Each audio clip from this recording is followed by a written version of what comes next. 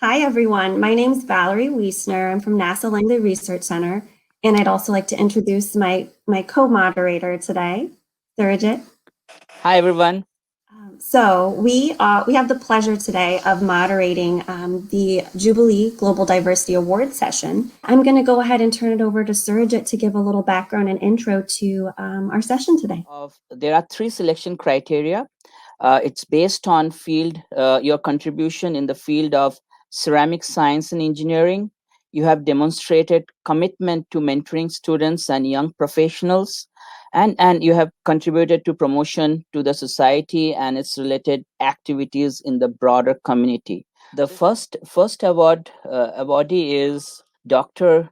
Eva Hemmer. Dr. Eva Hemmer is an assistant professor of materials chemistry at the University of Ottawa.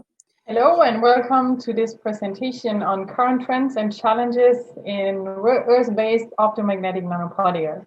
I am Eva Hemmer and I'm from the University of Ottawa in Canada, and would like to start my presentation by thanking ACerS and the organizers of this symposium for the opportunity and also for having been selected to present this work here today in this symposium.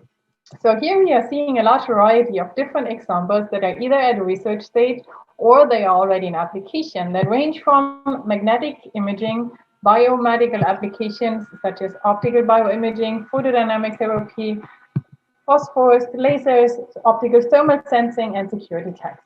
And what they are all having in common is actually that here we can use either the optical or the magnetic features of lanthanide-based molecules and materials.